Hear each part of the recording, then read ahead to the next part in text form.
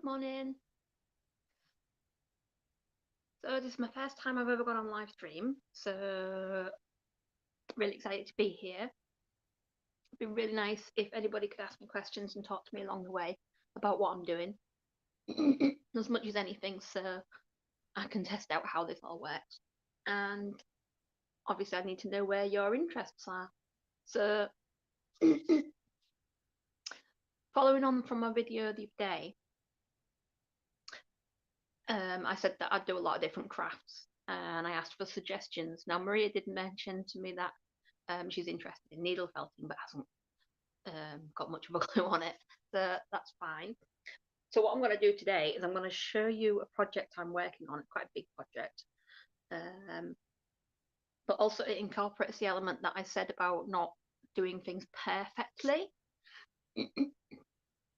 You'll see what I mean in a minute, but this project is very much about not being perfect. It's very much the opposite of perfect, but this is where my creativity comes into it.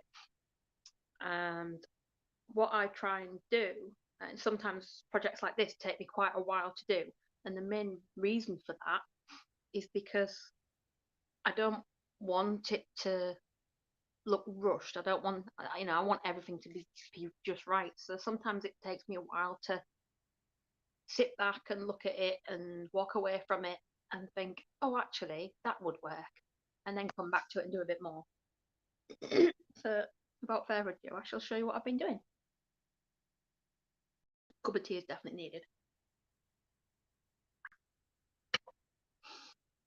Okay, so I've started with a doll's house. Now this doll's house was a standard child's doll's house. You remember the ones that are just plain white, come with the standard doll's house furniture? And what we did, because I've involved Elise in this as well, so she's been helping me, it was painted purple and white. So all we did was take some brown paint and acrylics and just really roughly just go over it. Now, if you can see along the walls, that's all it's done is make it look really mucky. It came up in a really nice effect that really helped showing Elise how you could be not perfect and create a good effect. So I've just taken you for a walk around the entire house. I've done the sides. There's still work to be done on these because at the minute they've still got the basics around the back. Elise helped me with quite a bit of the grass at the back as well. But can you see how it's just made it look really dirty? I'll explain a bit more why I've made this house look dirty in a moment. So we're a bit further with this side. So shed a little bit more light on as to why I've made this doll's house look dirty.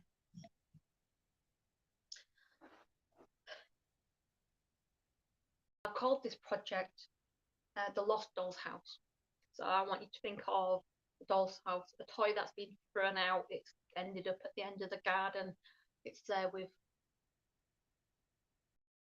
a load of other rubbish and it's just been forgotten about. And to us, it is just junk. So that's it. It's been destroyed. It's got wet. It's got damp. It's got mossy. But what we don't see, excuse me, what we don't see is the amount of wildlife that just takes over things and lives in the things that we throw away. So this is just a bit of a representation of that, really. So what we can see here is, yeah, it's mucky, but we've started getting plants growing up it. Again, there'll be more detail going on that, which you can also see down here. So we've got a build-up of dirt and twigs and things that have just fallen on the building. We've got a bit more detail here as well. Just where the plants are growing up a bit. There's plenty more to go with that, but that's coming along really nicely.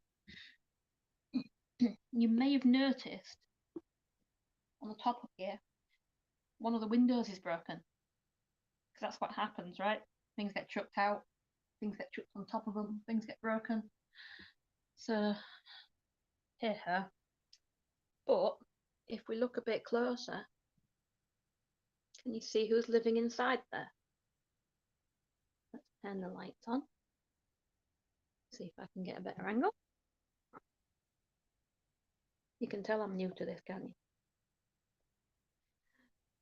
Okay, so in there, we've got a little bird's nest. So a bird has seen this hole in this room and thought, actually, I could live in here. I could bring my birds in here. So a bird has built a nest inside this room and hatched its chicks in there. Next, so shall we have a look inside? I've turned the lights on now, so you'll be able to see a bit more anyway. There's various themes going on here. There is a mixture of whimsical and imagination, but also real life nature, and actual things that you would see in there. So while normally a doll's house would have tiny things because they've got tiny people, because they're in the right size for that house, I'm having to keep in mind that this is a doll's house, not a depiction of a real house. So the animals that go inside it have to be real to life because they're living in a doll's house.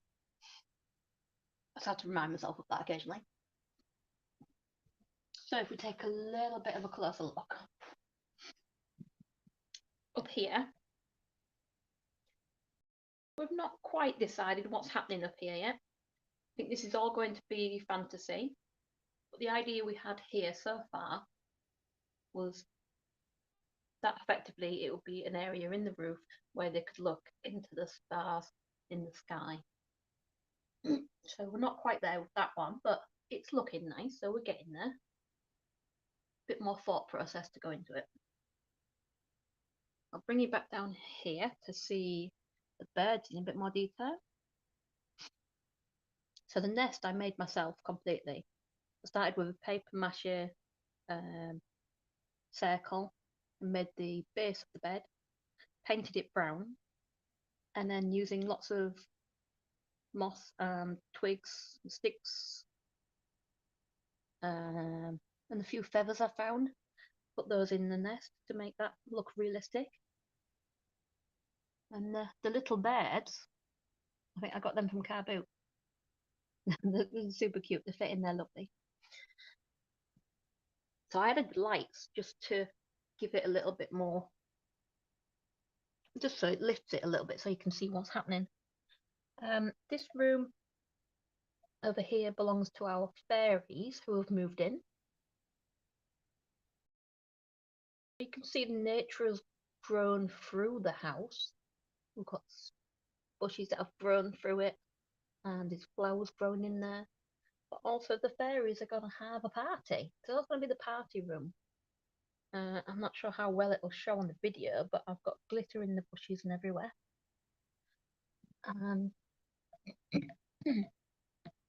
Excuse me, clearing my throat. If you can see, in the corner there,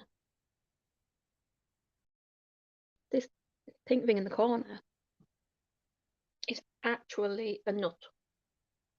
We've got hazelnuts in there. And so I've taken them out of nature, so they're actual hazelnuts. And then the fairies have painted them and made them glittery and made them into lanterns for their house. So it brightens up their party. So that's coming along nicely as well. Still not there with that one. But the little lights I've done, these are just ordinary, what do you call them? The ordinary lights, but I've just put some little flower lanterns on them just to make it look like it's all decorated with nice flowers. Coming down to the next level, let's go to the other room for the fairies. This is the middle room of the fairies.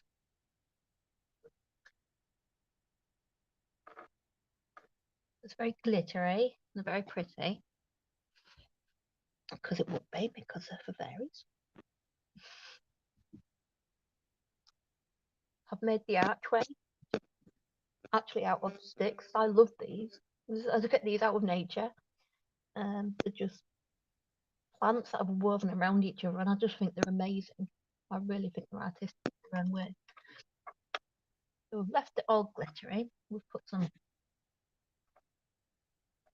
laminate effect sticker on the floor, but then it's still mucked over because it's still out in nature.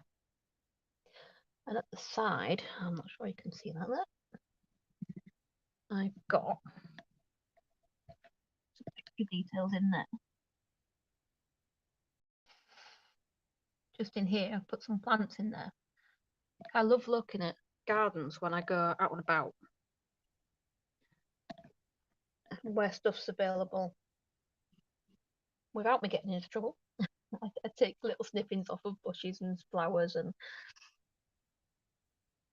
whatnot, and I just love creating things with it.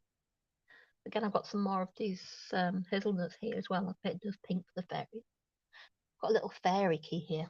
That needs to go back on there.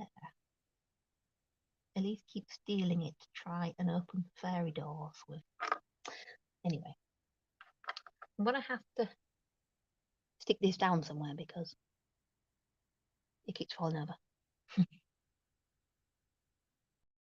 That's our fairy room. And can you see there's steps going up as well, so they can get all the way up there, but they can also come through to the main room here.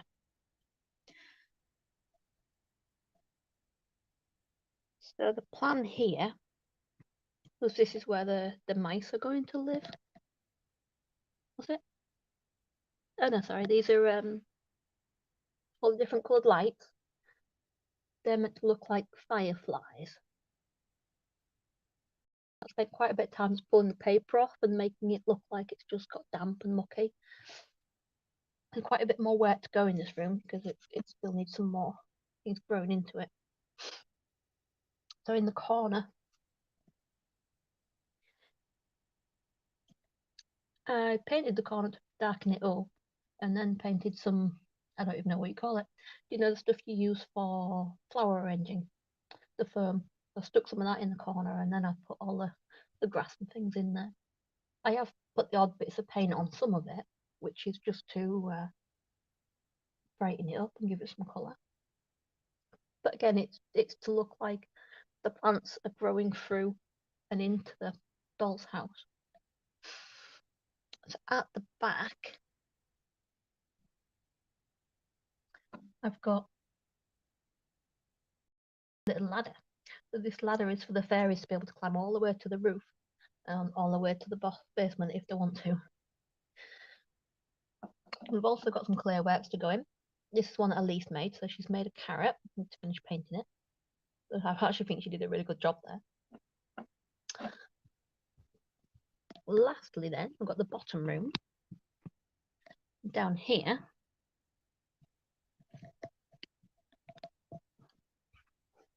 the room suddenly got darker.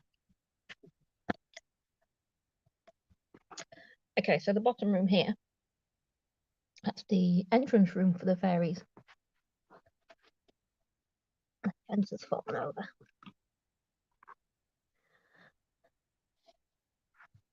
So they've got sparkly sofa in the garden and the little stepping stones.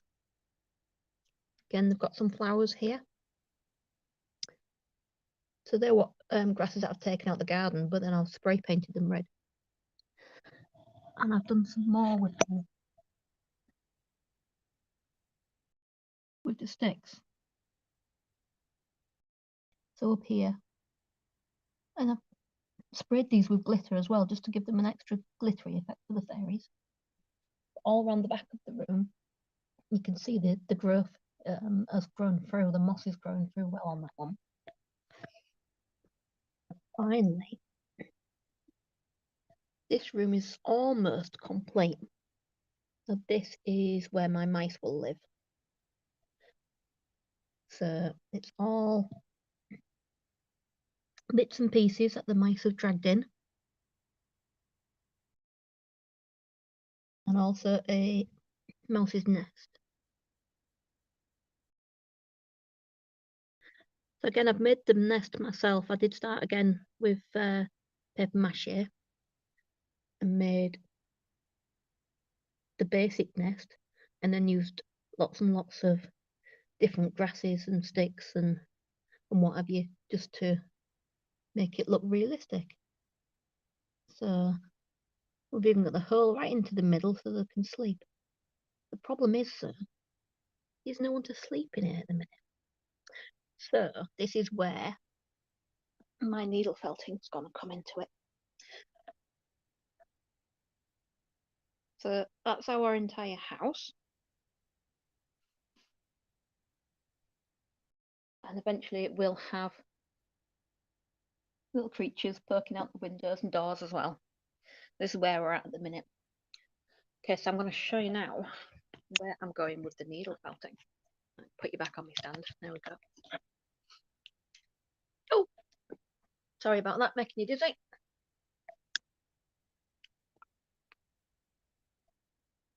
Hi, I'm back. Gonna move back slightly. Show you my needle felting. Right, I'm no expert at needle felting. I just potter along and keep doing things until I like it. So far,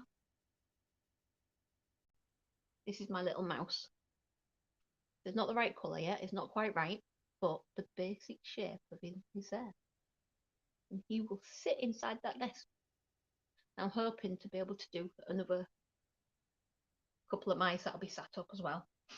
So maybe drinking tea or something silly. Because I just think it'd be nice. So if you don't know needle felting very well, we have a special type of felting wool. Feel free to correct me with any of the terminology, because I just make it up as I go along. I'm not here for the expert, I'm just to show you how I do it. And we start out with this felt that is just really, really loose wool. It comes in lots of different colours.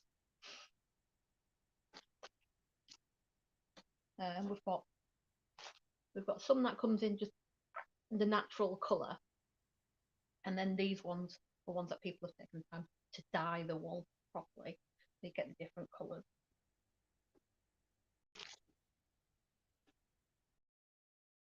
Generally use a foam block. I've got a couple here. And that's so as you're needle felting, you don't want to be doing it in your hand because you don't want to stab yourself with the needle. These are the needles. If you can see in the camera and the light as it flashes, they've got little tiny barbs all the way up it. So what happens is as you're going through, it catches different strands of the wool and weaves it in and out. So the more you do it, the more it tightens the wool, and eventually it becomes quite solid. It can take a little while to get going. But that's the basics of what you need. So let me just get some base wool. So this is the core wool. Shall I make something Christmassy just for the sake of it? You can do this in different ways. I've mostly done the 3D needle felting so far, but you can actually make needle felting pictures. Get a piece of felt to start with and just felt patterns into it. Now they can look really, really amazing, but it's done with the same technique. So it is something I'd like to try, but it shan't be today. I'm sort of thinking snowman just because it's easier, really. So I'll show you what we do now. Right, lower it down a bit. You can see what I'm doing. So these needles break really easily. You do have to be careful. If you were to stab it in yourself or in a table or something, it probably would break. They are very, very, very sharp. So if you were to stab yourself, you are going to bleed. It's just bearing that in mind. Now, I've got two needles here next to each other. It just speeds it up a little bit. But there is actually a device you can get, which I've not got around to buying yet, which actually holds 9 needles or more. And for this basic part of the process, it just totally speeds it up. But I imagine will be more painful if you stab yourself with that one. So all I'm going to do is to start working. You see, it's really loose and really just all over the place at the minute. So all I'm going to do is just start sticking my needle through it. Keep stabbing it, stabbing it, stabbing it, stabbing it, stabbing it. Just to show you, I'm just going to go down that middle section there. So already you can see that where I've been doing that down the middle, it's made an indentation. I'm going to turn that over now and do it the other way.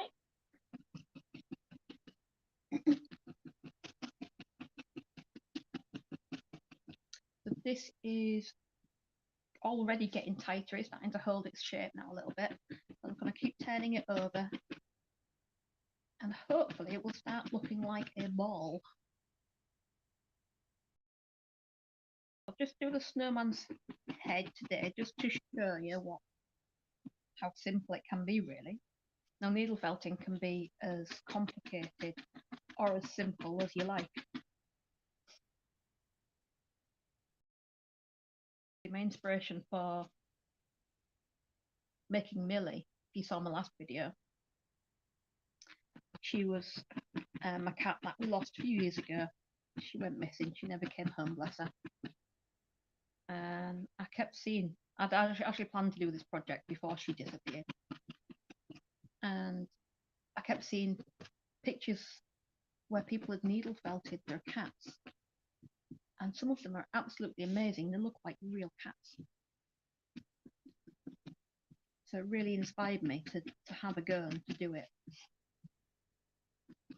It's been a while since I touched her, but the last time I did any work on her is when I built all the body. So I decided to make a full cat rather than just do the head. Okay, so what we've got now is we've got a ball, but it's still quite loose. You can see it is taking a bit of time.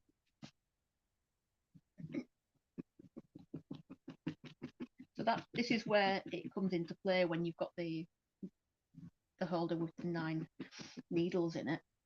It just speeds this up massively. But then with a smaller project like this, I don't know whether you'd want to use that.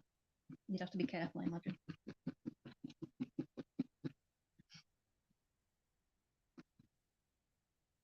Okay, so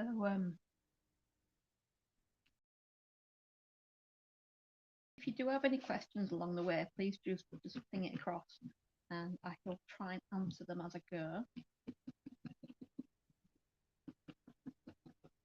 If you was to do a larger project, you can actually start with, if you wanted to, you could start with a polystyrene base and that just bulks out the middle. And then you put the rest of it around that, the wool around it. For quite a large project like Millie, it does take a lot of work to get that centre solid enough for it to hold. Another technique you can use is like boning. So you use wire or whatever you've got to hand just to build a basic skeleton within it.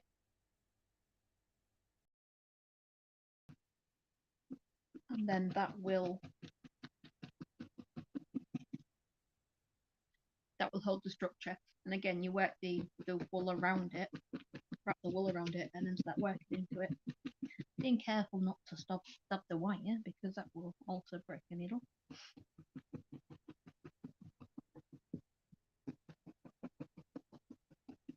But if you wanted one that was going to be movable or would stand up, then it's beneficial to do that. Right, we're getting there. I'm almost happy with that. Depends how firm you want your project. I'm going to go a little bit firmer and try and get a little bit rounder.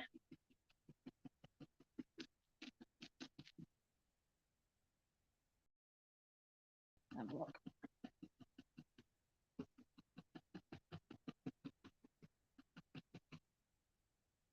Although I'm quite happy for it to be soft, I don't want it to be too soft. I don't want it to be floppy.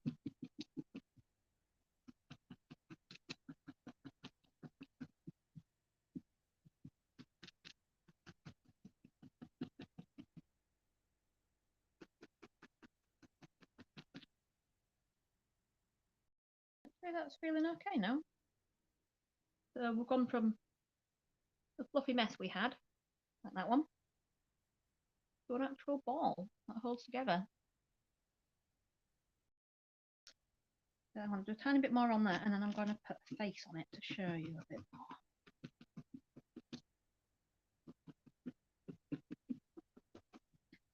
So when you're putting details on, like the eyes and nose, patterns, whatever it is you want, it is a bit more tricky, but just take your time and do a bit at a time. Although you can't take it off massively well, you can pull some of the wool back off if you have to. Right, I'm going to leave that there. I'm happy with that now. I'm going to put one needle away and just work with one. So I think we need some charcoal, don't we, for the eyes. I want to use a tiny bit of this black. This can be a little bit fiddly because it's so small. But one thing you can do is you can wrap it around a pencil or something. Make it into a rough ball yourself. Tiny, tiny, tiny, tiny, tiny, tiny ball. But if I let go of that, it's just not going to look like a fish coat at all. I'm going to pop that on there and just do the same. So this won't take as much felting because it's a lot smaller. And when you're doing small bits like this, they do tend to stick to the foam when you pull it up. It pulls out a little bit, but that's not a problem. Just getting it tidy enough for what we want when we put it on the snow.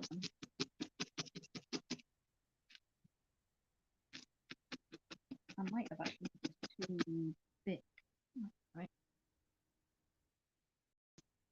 Again, that's the beauty of needle felting. If it's too big, just keep stabbing it, it'll get smaller. So every time this is going through, all those different barbs are grabbing different bits of wool and pushing it between them, and it just brings them, combines them closer and closer together.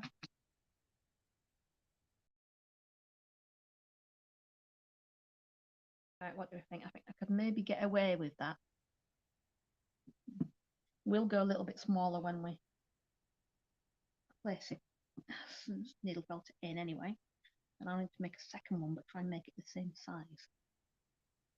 I probably should have made the wool out first before I did that one. I don't know how much wool I have. Hey ho, let's try that.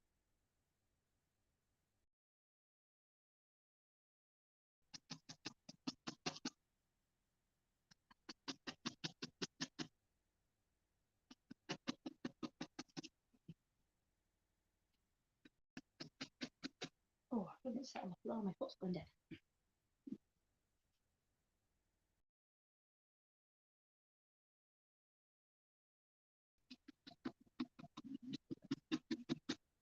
So if you are watching today, please subscribe and like my videos.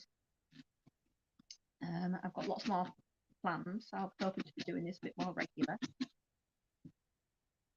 And if you've got any suggestions, if there's anything you'd like to see me do,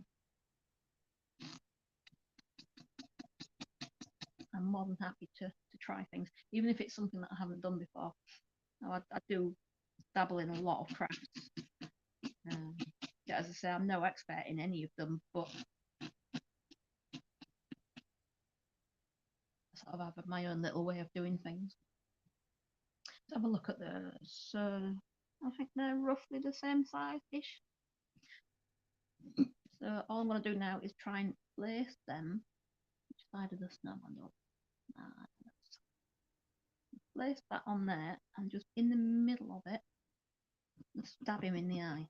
It is a bit cruel, this needle felting like at times. So I'm just stabbing that one into the middle just so it connects. So that's attached itself now. Do be aware when you're doing two different colours like this, that if you do push through too much, eventually the white will start coming through the black. So if it does start doing that, just ease off, or you might want to add a bit more black later. That's also okay. Alright, so we've got two eyes on there, but I think they're probably a bit big at the minute. I'm going to work them down into a shape that I'm happy with. I'm going to do that just by working into the sides of the eyes, and again pushing those into the head. So straight away, that's tidying that eye up. I'm not sure whether you can see that from there. Let me do it a bit more, you'll be able to tell. There we go. It's starting to look like it's actually part of the head now.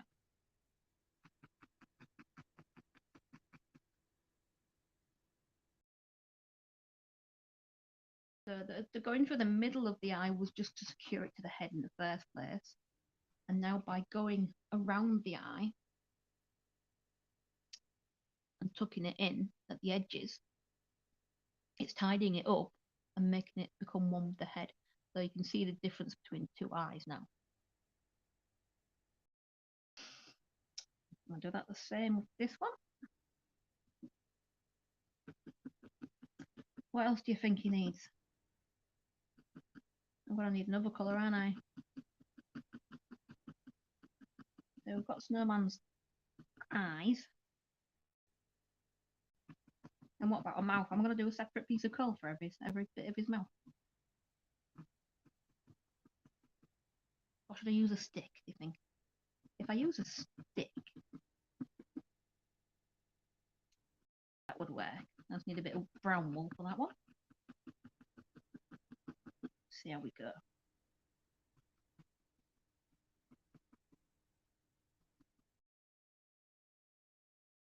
When you do little projects like this, it doesn't actually take all that massive amount of time. Although we've only achieved a small amount, at the same time, we've already got a workable snowman's head.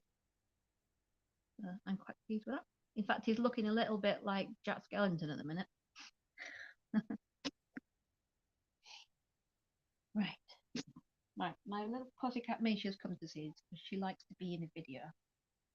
Don't play with the needles, Misha. It's very, very sharp. You want to come say hello to the camera? You can't play with the doll's house. You can. It's not a toy. It's for looking.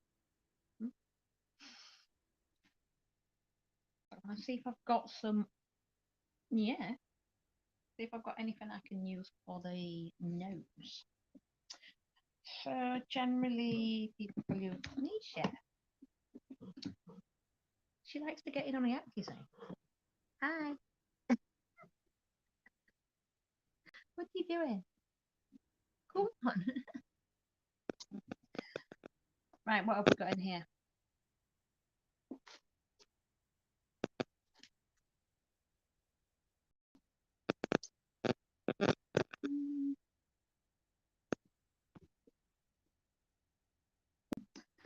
I haven't got a sort of bright orange as such, but I have got various shades of orange and yellow.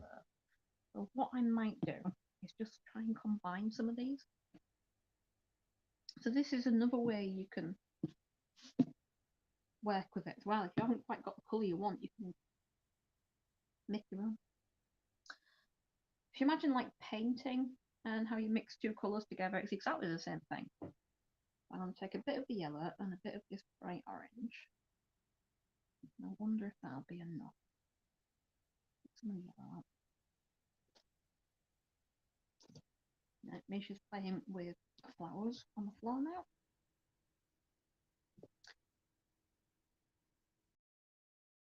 Can you see that what I've done is I've got the yellow and the orange and I've just folded it in half. I'm hoping when our needle felt all back together, I'm hoping that will look like a carrot. Let's see what happens.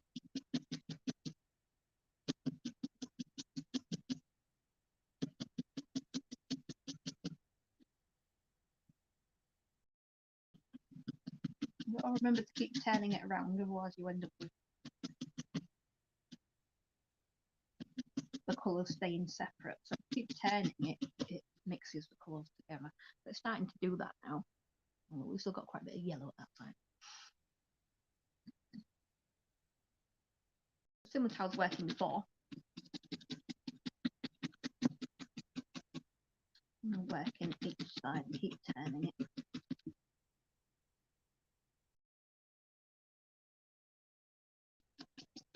The difficulty at this point, because I want a specific shape, I want it to look like a carrot, and it's actually quite small. It's quite fiddly to get it to stay how you want.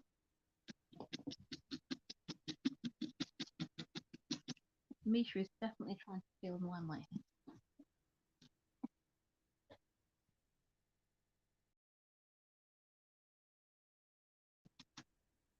Do be careful when you're working with small bits, because this is usually when you get stuck with the needle.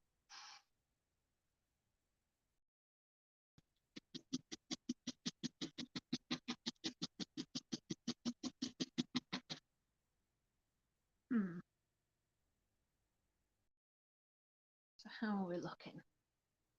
Put that on there. That's quite. Actually, that's looking quite carroty.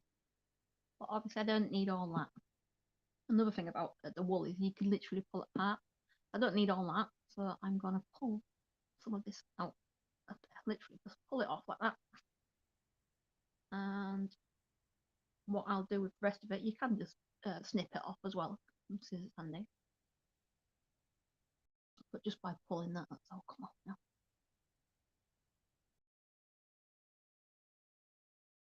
I want to keep working into that bit.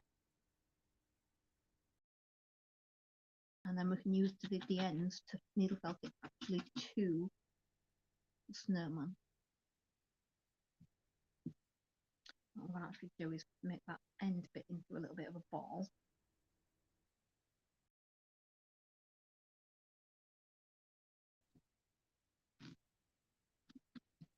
I imagine if you watch other videos, you'll see all sorts of techniques for this sort of thing. And with everything in life, what you've got to do is take these videos, listen to them, take the ideas on board, but then do it your own way anyway. So you might watch 5 different videos and see 5 different techniques, but you might see a little bit, you might take a little bit from each technique. Ultimately, you will find your own way of doing things. I spent a lot of time doing crafts from patterns, following guides, and that's definitely a really good way to get you going. Like needle felting kits, they're quite expensive for what they are, but then again, if you're new to it, they're a great way to get you going, give you the basic instructions, give you basic equipment, and see if you like it before you spend any serious money on it.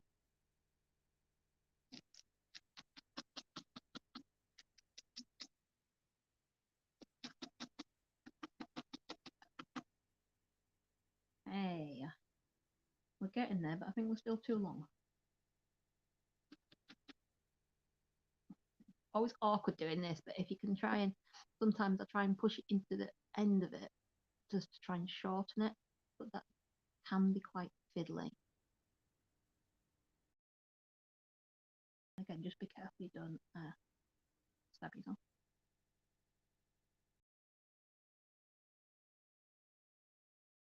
Because I'm holding it the way I am between my fingers, it's actually working quite well. See that getting a bit shorter as I go. I only want to do this from one end because the far end of the carrot is a little bit sharper, as carrots tend to be at the end. I don't mind this bit being a bit more dense. This is where it's going to connect to the snowman.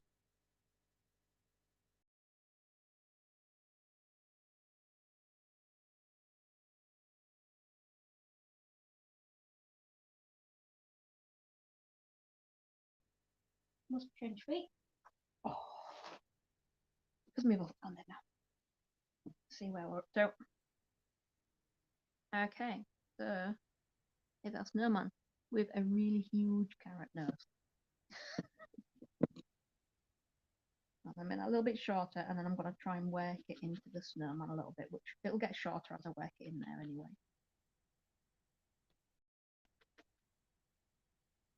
Ow. Okay. So I managed to prick myself.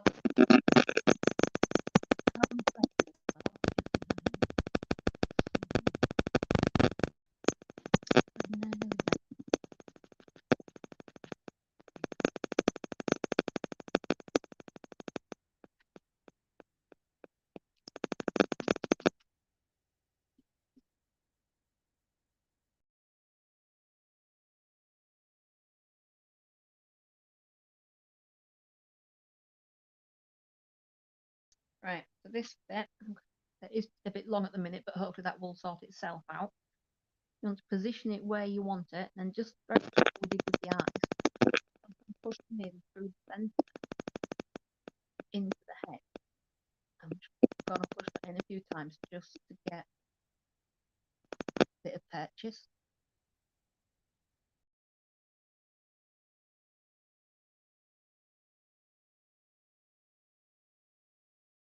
So it's fighting with me, it doesn't want to go. Right, there we go.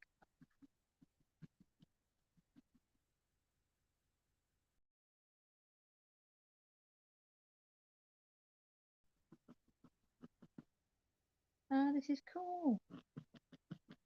You know, I've never needle felted in snowman before. So, right. The snowman's quite basic in most crafts anyway. But the effect is super cool.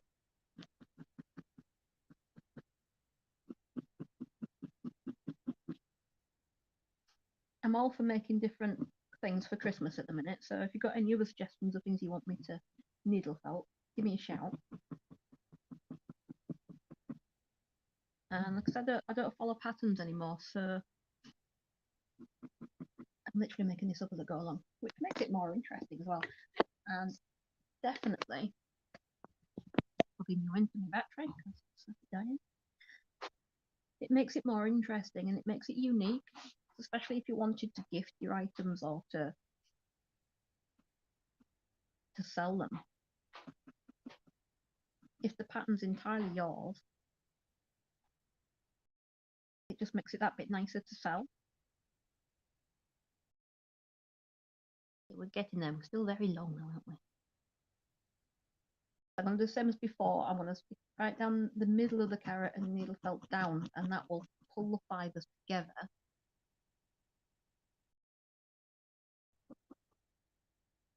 Create a shorter carrot.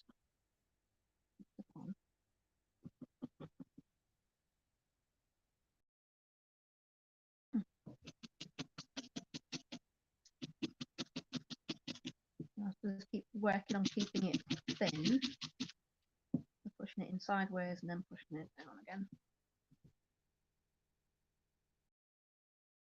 Sometimes you can help it just by squishing it together yourself and holding it tight, so as you go through, it gives it a better chance of purchasing on the. Misha, what are you doing? Misha? Oh, right, okay.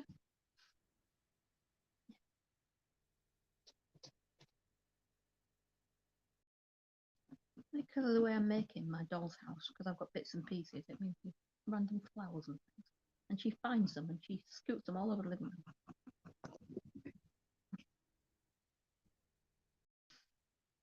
But it amuses her and keeps her happy.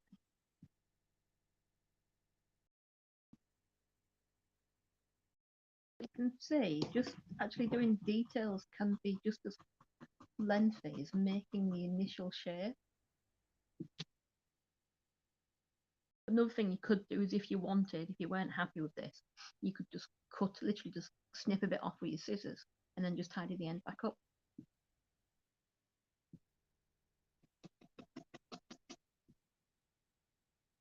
I've got, I kind of like it, the big nose. I think I'll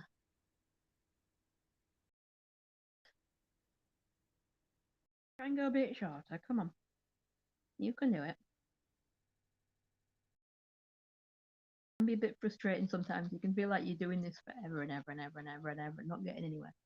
But it does work.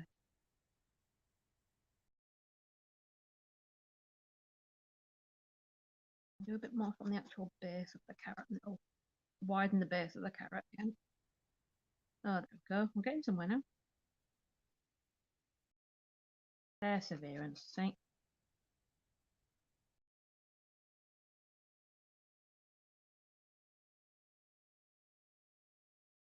I'll try and thin out the end of the carrot again, because that's not a bit ready.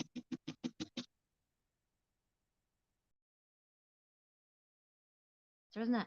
Getting there. So if you wanted to put a mouth on them, you could do the same technique.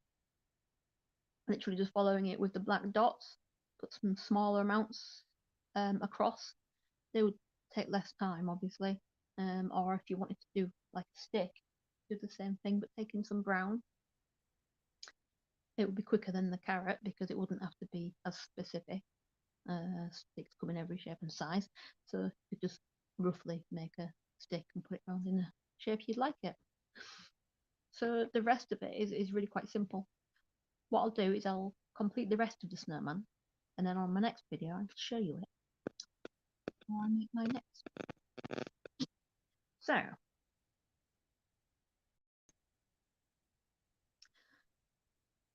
from that point I'm gonna say goodbye. So thank you for watching, and I hope you will like my videos and subscribe to my page. I've got plenty more to show you, and I very much enjoy doing my craft work, so it's nice to be able to enjoy it with people as well. So bye for now, and I will see you soon. Bye from Misha as well.